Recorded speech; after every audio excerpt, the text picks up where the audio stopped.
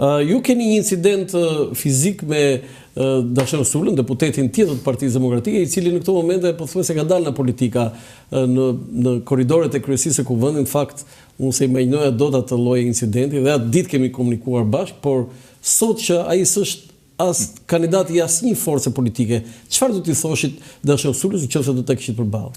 Shiko, unë po të mos ishte incident, do të krenohesha se jam deputeti dhe kjo është me dëshmi publike që mund të kem bërë shumë debate apo fjalë politike, por kur nuk më bën një fjalë imja depersonalizuese, ofenduese apo qoftë dhe e rënd kritika dhe përballë kundërshtarëve të mi. Unë kam përbërë opozit me argumenta, me arsye, kur nuk mani mend asnjë lloj termi, zhargoni, fyes apo depersonalizues këshier skuj.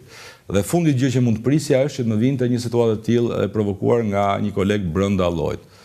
Në atë kohë publiku në mend përplasja ishte se Dashi ndjej shumë besnik i zotit Berisha, mua më akuzonte për besnik të zotit Basha. Për revizionist, se po na Jo, besnik të zotit Basha. Po jo, më Basha s'ishte fare në atë kohë. Drejtonte Alibej partin, por ky është debati, domethënë që por do t'i them të qelloj, më vjen keq. Të qelloj. Tentoj të bënte një lëvizje totalisht pa denjë. Me tentoj ai qelloj, çfarë tentoj tani pse s'but kaq tani. Ai qelloj. Letja e kisha harruar letja lëndë të shkuarës. Për çfarë duhet të them që Po në YouTube është nga videot më të shikuara, e di këtë? E ke parë ndonjëherë këtë? E kam parë. E ke parë apo si t'ja lësh të shkuar? Nuk ka më televizion si vitet 70. Ishte incidenti shëmtuar, ta them edhe me troç. Por motivet... Po çfarë do t'i thoshe tani ta kishe përballë tani, Dash Sulën? Karma është grosh më poshter. Do të t'i thej që në një farë mënyrë u mor hak. Karma kthehet. Kthehet. Ishte e padrejtë ajo çfarë bëri Dashi kundra meje në atë kohë. Ishte e padrejtë dhe ekuilibri i universit kur bën padrejtësi ta kthen padrejtësi. Jemi në fund të bisedës, unë do doja një përgjigje tjetër, se pastaj do kalojmë në një mesazh që ju si kandidat do të bëni zgjedhjet tuaj, por nëse nuk do zgjidhesh deputet, ç'do do bësh? Patjetër do vazhdoj të jemi angazhuar. Unë do zgjidhem deputet një.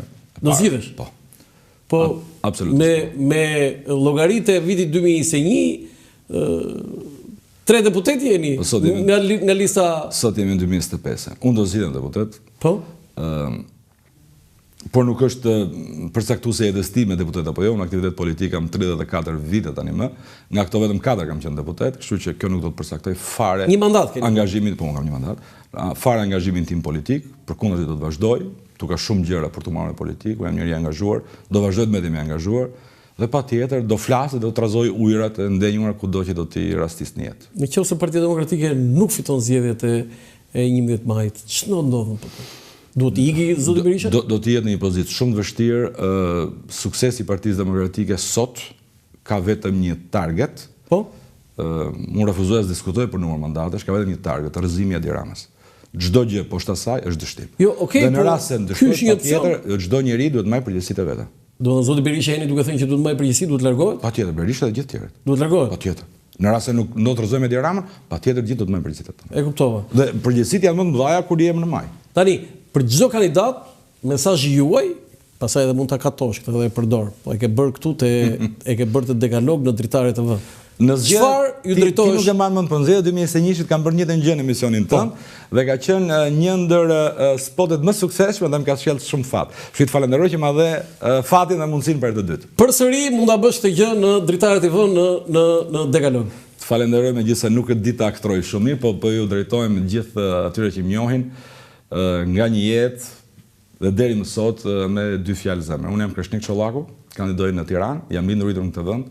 Jam angazhuar në Tiranë që nga 8 dhjetori 90-s, në jetë akademike, diplomaci, jetë politike, nuk e përjashtoj veten nga gabimet apo defektet hera herës, por kush më një gjë garanton, që unë çdo gjë që e bëj dhe kërkoj në mënyrë të vërtetë.